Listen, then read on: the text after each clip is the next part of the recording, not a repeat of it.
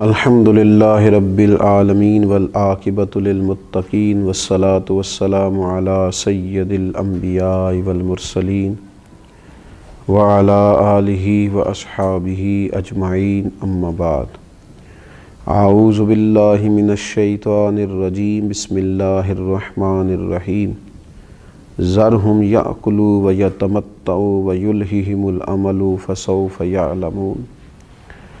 صدق اللہ العظیم اللہم صلی علی سیدنا و مولانا محمد معدن الجود والکرم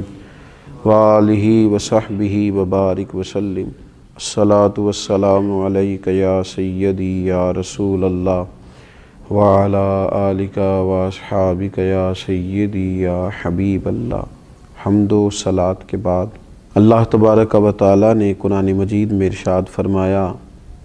کفار کے بارے میں، فرمایا ذرہم یأکلوا ویتمتعوا، آپ ان کو چھوڑ دیں کھانے کے لیے اور دنیاوی فائدہ اٹھانے کے لیے، ویلہہم الامل، اور انہیں ان کی امیدوں میں مشغول رہنے دیں، فسوف یعلمون، یہ عنقریب جان جائیں گے۔ کھانا پینا، برتنا، لمبی چوڑی امیدیں باندھنا، اس میں ہی ان کو مشغول رہنے دیں۔ اسلام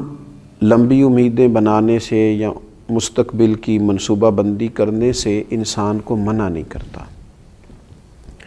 اپنے بچوں کے لیے، آنے والے وقت کے لیے اچھی منصوبہ بندی کرے۔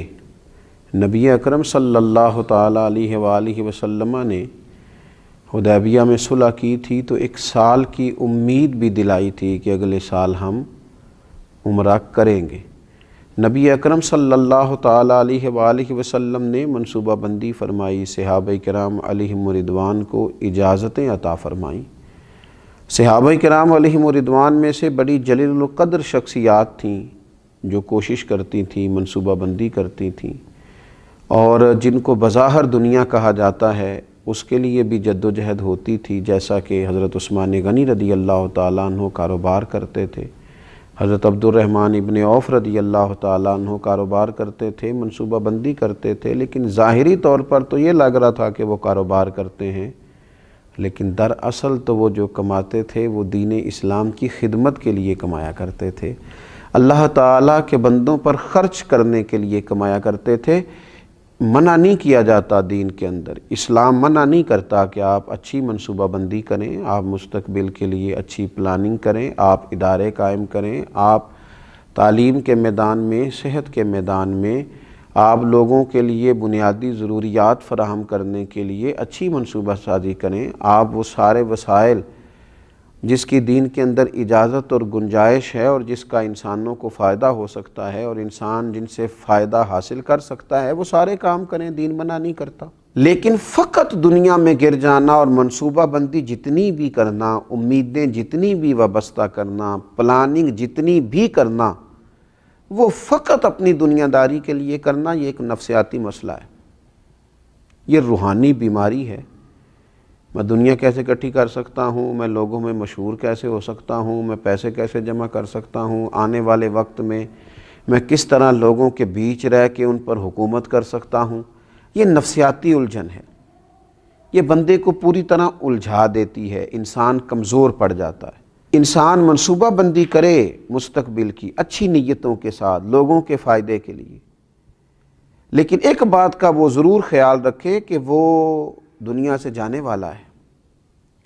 اسے رب کی بارگاہ میں پیش ہونا ہے،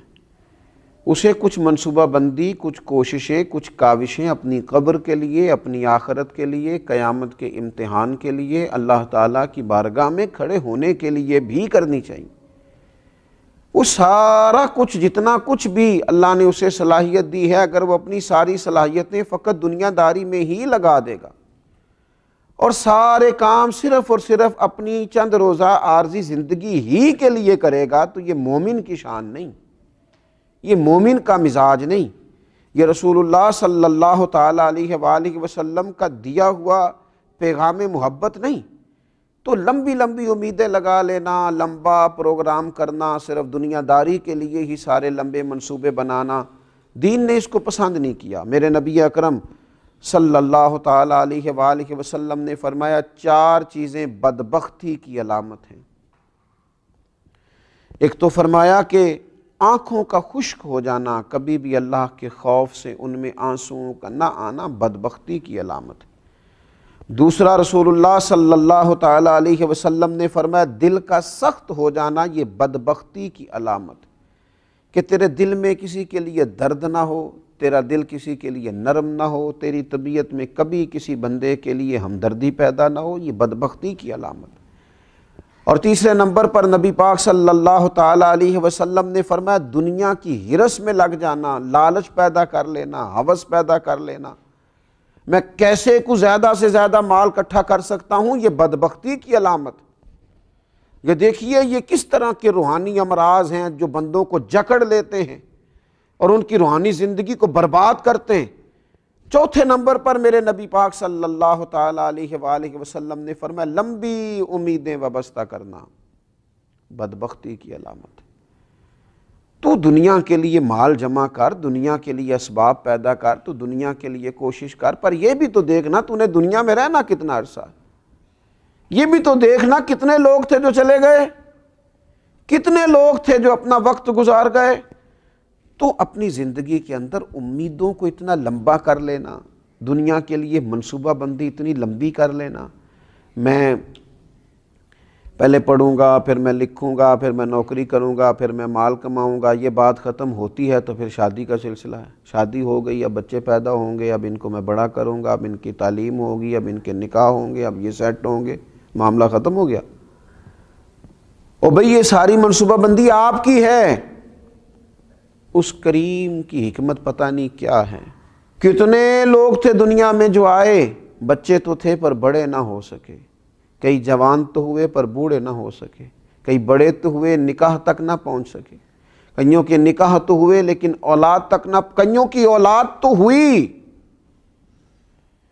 لیکن ان کو پلتا نہ دیکھ سکے، ان کے بیاہ نہ دیکھ سکے، ان کے معاملات اپنی آنکھوں سے نہ دیکھ سکے۔ اچانک آ گئی موت، اللہ کے حضور حاضری کا وقت آ گیا اور جانا پڑا۔ تو امیدوں کو تھوڑا سا کم کیا جائے، اتنی لمبی امیدیں وابستہ کر لینا، اتنا لمبا مزاج پیدا کر لینا، یہ انسانی طبیعت کے تقاضوں کو بگاڑ دیتا ہے، یہ دل میں روحانی طور پر تکلیف برپا کرتا ہے۔ میرے نبی اکرم نور مجسم صلی اللہ تعالیٰ علیہ وآلہ وسلم نے ارشاد فرمایا، حضرت عبداللہ ابن عمر کہتے ہیں حضور نے میرے کندھوں کو پکڑ کے کہا تھا دنیا میں اس طرح رہنا جس طرح کوئی مسافر رہتا ہے یا راہگیر رہتا ہے، تم تھوڑے وقت کے لیے یہاں آئے ہو، اس وقت کا تعین کرنا، اپنے آپ کو مسافروں کی طرح اور راہگیروں کی طرح رکھنا اور اس طرح کر کے اپنے معاملات زندگی کو گزارنا۔ لیکن کہاں بھائی، لوگوں نے تو پکی جائیدادیں بنا لی ہیں، ڈھیر سارے لوگ ایسے ہیں جن کی زندگی میں سارے منصوبے ہیں، ریٹائر بھی ہونا ہے دنیا کے معاملات سے، لیکن مرنا ہے، قبر میں جانا ہے، اللہ کے حضور حاضر ہونا ہے، اس پر تو توجہ ہی کوئی نہیں، اس کا تو پروگرام ہی نہیں ہے، اس کے بارے میں تو غور و فکر ہی نہیں ہے، اس کے لیے تو منصوبہ بندی ہی نہیں ہے، اس کے لیے تو اعمال خیر جمع کرنے کا جذبہ ہی نہیں ہے۔ ولید بنت عمر بیان کرتی ہیں،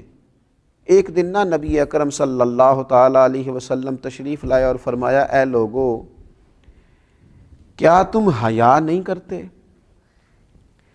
مسلمانوں نے کہا یا رسول اللہ صلی اللہ تعالیٰ علیہ وسلم کس چیز سے؟ تو آپ نے فرمایا تم ان چیزوں کو جمع کرتے ہو جن کو کھا نہیں سکتے، اور ارشاد فرمایا ان مکانوں کو بناتے ہو جن میں تم رہ نہیں سکتے، اور حضور علیہ السلام نے فرمایا ان چیزوں کی امید رکھتے ہو جن کو تم پا نہیں سکتے۔ کیا تم حیا نہیں کرتے؟ کیا تم غور نہیں کرتے؟ تم ایسی چیزوں کو بناتے ہو کہ تمہارا حصول ہی ممکن نہیں، تم وہاں تک جا ہی نہیں سکو گے۔ اپنی زندگی کے اندر کچھ امیدوں کو کم کیا جائے، کچھ تھوڑی سی تیاری بھی کی جائے، کچھ جانے کا بھی پروگرام بنایا جائے۔ اللہ کے رسول صلی اللہ تعالیٰ علیہ وآلہ وسلم نے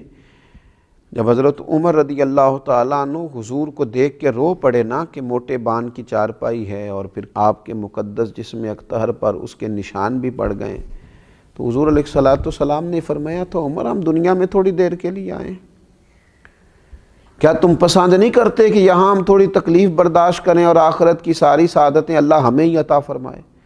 تو تھوڑا سا اپنی دنیا داری کے معاملات میں امیدوں کو کم رکھنا، یہ ذرا روحانیت کو مضبوط کرتا ہے۔ انسان مضبوط ہو جاتا ہے ذہنی طور پر، فکری طور پر، اور تھوڑا سا نا ذہن کو آسودہ کر لیتا ہے اگر یہ ذہن بن جائے تو، ورنہ ساری عمر بڑھاپے تک مال کی ہرس ہوس اور پیسہ جمع کرنا اور جناب لمبی امیدیں وابستہ کرنا، اور میں یہ کر لوں اور مجھے یہ مل جائے اور یہ چیز بھی کبھی میری ہو جائے اور یہ چیز بھی کبھی میرے ہاتھ آ جائے، یہ پھر بڑھاپے تک چلتا ہے۔ رسول اللہ صلی اللہ تعالیٰ علیہ وسلم نے ارشاد فرمایا کہ بوڑھے آدمی کا دل دو چیزوں میں ہمیشہ جوان رہتا ہے۔ عمر بڑھاپے کو پہنچ گئی، بڑھاپا آ گیا، یہ صحیح بخاری میں موجود ہے، مسلم میں موجود ہے، بوڑھے کا دل بھی دو چیزوں میں توانا رہتا ہے، جوان رہتا ہے، شباب پہ رہتا ہے۔ حضور کون سی؟ فرمایا ایک دنیا کی محبت، ایک لمبی امیدیں۔ آپ دیکھ لیجئے کہ لوگ دوائیاں تو کھاتے رہتے ہیں، علاج تو کراتے رہتے ہیں، یہ نہیں سوچتے کہ یہ جانے کا بھی تو وقت ہے نا، پھل بھی تو پک گیا ہے نا، اب کسی وقت وہ بلا بھی تو لے گا نا، اس کے حضور حاضر بھی تو ہونا۔ اس کا یہ مطلب نہیں کہ علاج نہ کرایا جائے، ضرور کرایا جائے، لیکن جینے کی اتنی ہرس، اتنی ہوس نہ پیدا کی جائے، بلکہ اللہ کے بندے نے جانا ہے، اس کی بارگاہ میں حاضر ہونا ہے، تو لمبی امیدیں قائم کرنا نفسیاتی مسئلہ ہے۔ یہ لمبی امیدوں کا بنا لینا یہ روحانی طور پر کمزور کر دیتا ہے، بندے کے روحانی مسائل بن جاتے ہیں۔ اللہ تبارک و تعالی ہمیں اتنی ہی دنیا داری عطا کرے جتنی ہمارے حق میں بہتر ہے۔ اللہ تبارک و تعالی ہمیں صبر کی دولت عطا کرے، اللہ ہمیں قناعت کی توفیق عطا کرے، اللہ تعالی ہمیں اپنے فیصلوں پر راضی رہنے کی ہمت نصیب کرے۔ اللہ تبارک و تعالی ہمارے دلوں میں وہ جذبات پیدا کرے کہ جن جذبات کے ساتھ ہم اپنے رب کریم کو راضی کر سکیں۔ ایسی خواہشات ہی ہمارے دلوں میں نہ آئیں جو خواہشات دلوں کو توڑ دیں، طبیعتوں کو بے چین کر دیں، جو ایسی خواہشات ہوں جن کے پیچھے لگ کے ہمارے دل روحانیت سے نکل جائیں، اللہ تبارک و تعالیٰ کی محبت سے خدا نہ کرے دور ہو جائیں۔ اللہ تبارک و تعالیٰ اپنی رحمت ہم سب کے شامل حال فرمائے۔ وما علینا الا البلاغ۔